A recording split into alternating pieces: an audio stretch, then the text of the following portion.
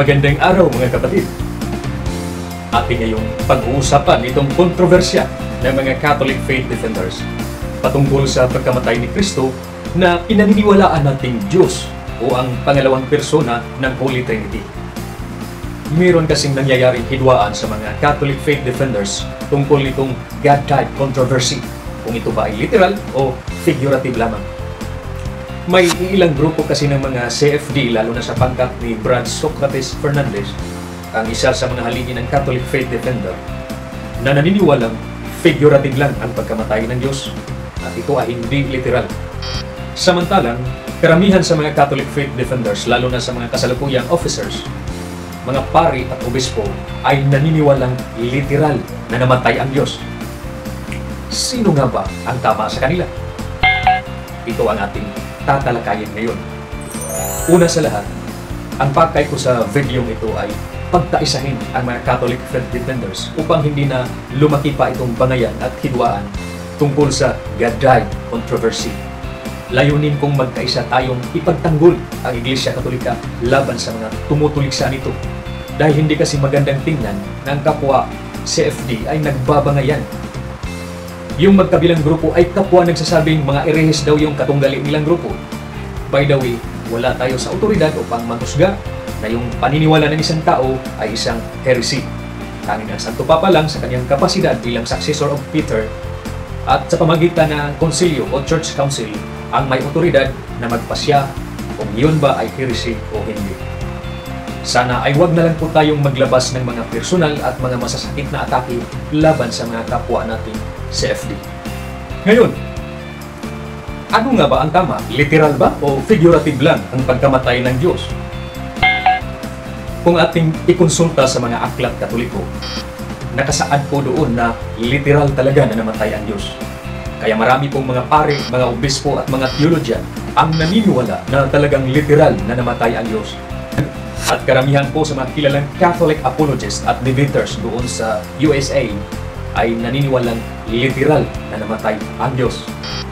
Pero, malakas din kasi ang argumento ng mga naniniwalang figurative lang ang pagkamatay ng Diyos.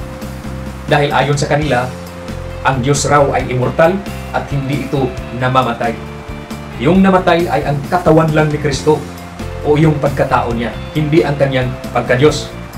Ito ang kanilang argumento. Christ have two natures, God and man. God is immortal, man is mortal. Therefore, God did not die, only the human nature of Christ. Diba? Kung unawain mo, parang logical naman yung argumento nila dahil totoo ngang immortal ang Diyos. Hindi pwedeng maglaho siya o hindi na mag-exist. Pero ating susuriin yan mamaya. Ang argumento naman ng mga naniniwala na literal ang pagkamatay ng Diyos ay ganito. Christ is God.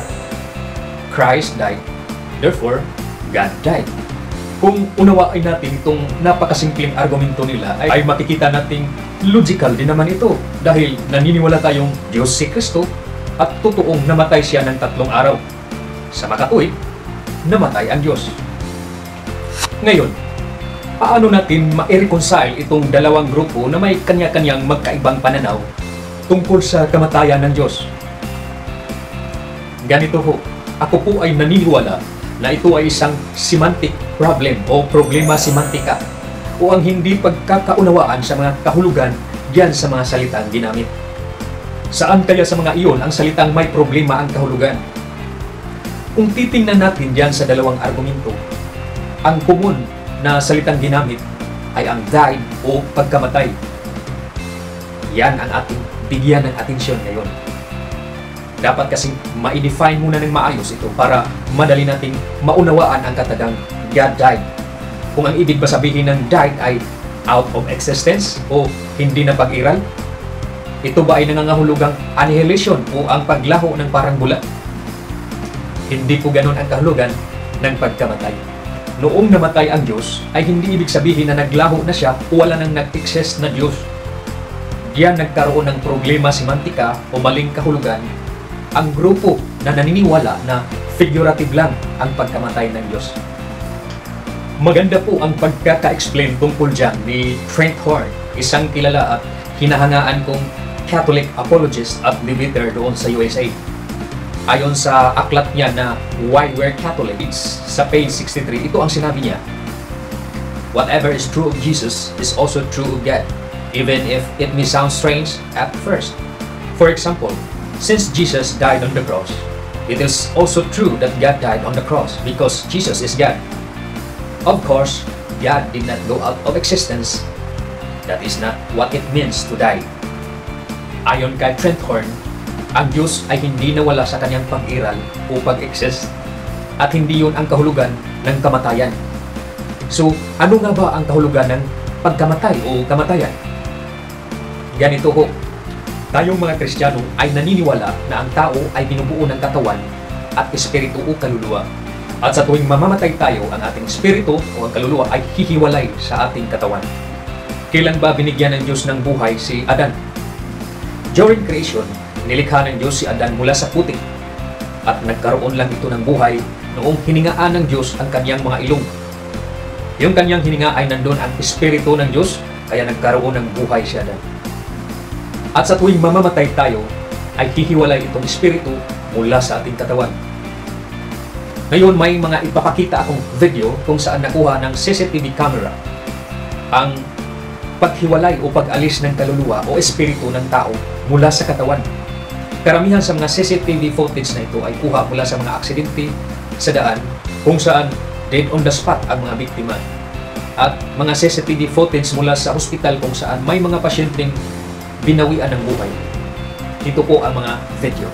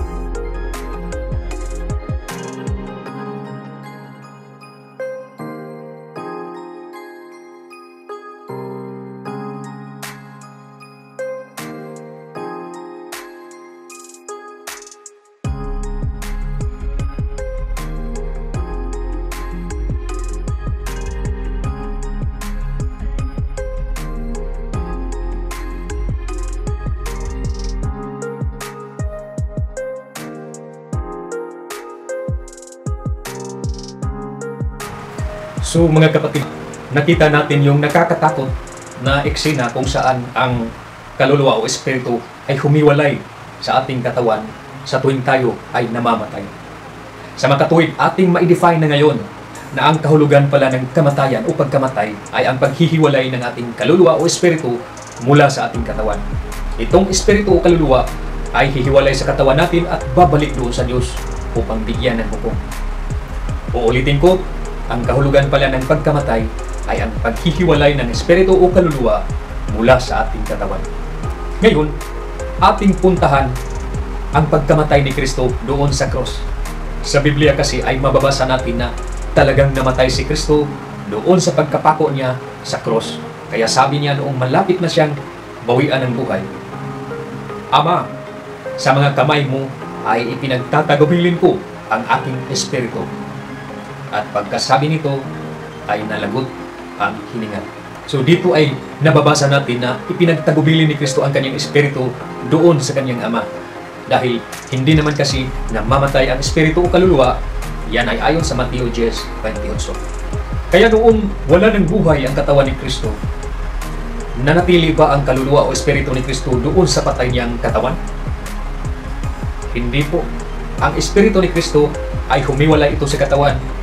At saan ba ito nagpunta? Ayon sa 1 Pedro 3:18-19, ito ang ating mababasa.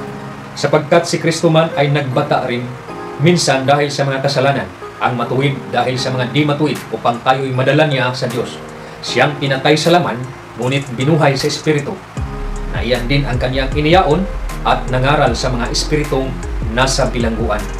So saan pala nagpunta ang espiritu ni Kristo noong namatay siya? Ayon sa binasa natin, ay nagpunta ito sa mga espiritong nasa bilangguan at nangaral doon. Ibig sabihin, buhay na buhay ang espiritu ni Kristo kahit namatay ang kanyang katawan. Ngayon, ating balikan ang kahulugan ng pagkamatay. Sinabi na natin kanina na ang kahulugan ng pagkamatay ay ang paghihiwalay ng espiritu doon sa katawan. So noong namatay si Kristo, ang kanyang espiritu ay humiwalay sa kanyang katawan at nangaral sa mga nabilanggong mga espiritu. Sa makatuwid, tunay o literal na namatay talaga si Kristo dahil naghiwalay ang kanyang katawan at ang kanyang espiritu. Kaya tama ang paniniwala na literal na namatay ang Diyos. Ngayon, ang tanong ng mga taga-INC o Iglesia ni Kristo ay ganito.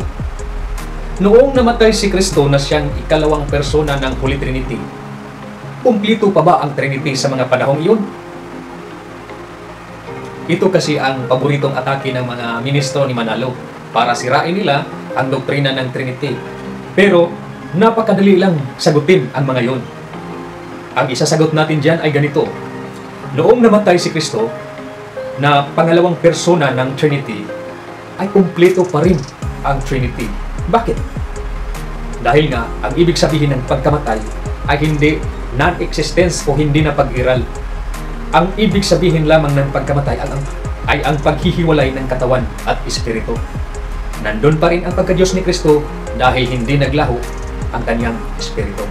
Sa makatuwid, kumpleto pa rin ang Holy Trinity dahil buhay naman ang espiritu ni Kristo at nangaral pa nga ito sa mga espiritong nasa bilangguan. Kung ano ang kalagayan ni Kristo noong hindi pa siya nag-incarnate o nagkatawang tao, ay ganun din ang kanyang kalagayan noong humiwalay ang kanyang espiritu sa patay niyang katawan na nasa libingan sa loob ng 3 araw. Bago pa man naisilang si Kristo, ay naniniwala tayong may Trinity na kahit na noon pang simulang lalangin ang sanglibutan.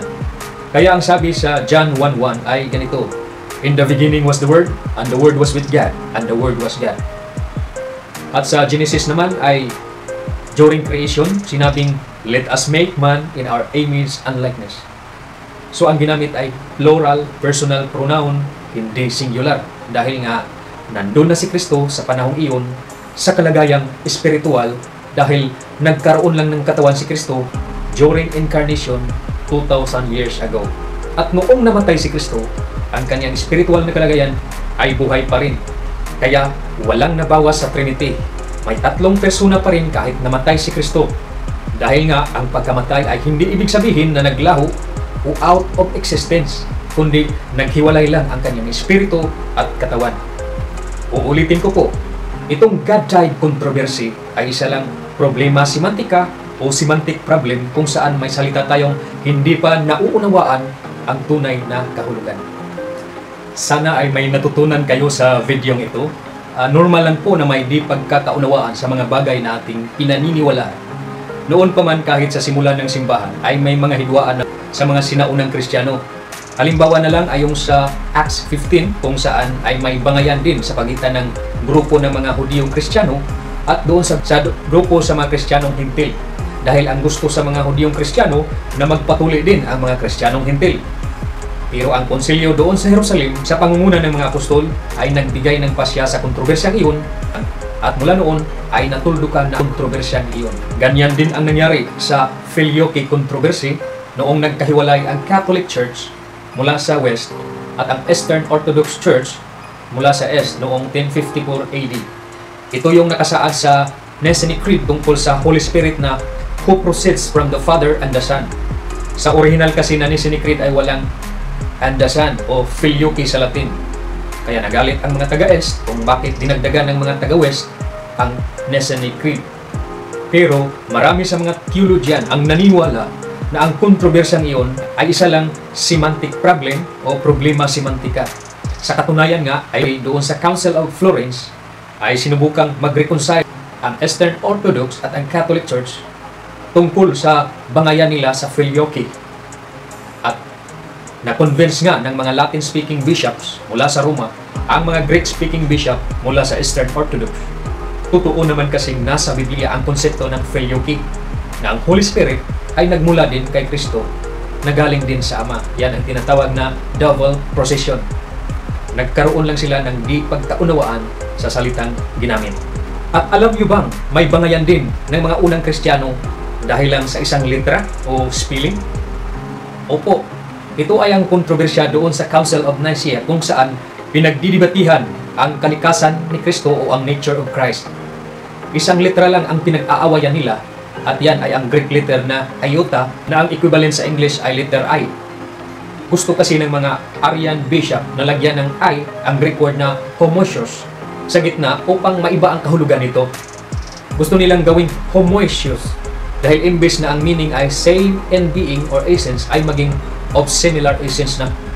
So matagal itong pinagdidibatihan hanggang sa nanaig ang grupo ni Saint Athanasius laban sa grupo ni Arius, yung nanguna sa Arian heresy.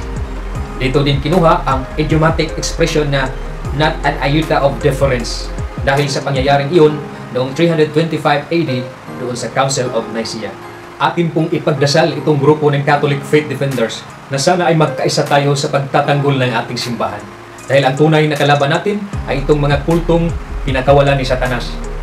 At sana ay makinig tayo sa otoridad ng ating simbahan upang hindi tayo makapagturo ng mga maling aral. Sana ay may natutunan kayo sa videong ito at salamat sa inyong panonood. Sa mga bago pa sa channel na ito ay mag-subscribe lang po dito sa The Catholic Faith Guardian. Salamat.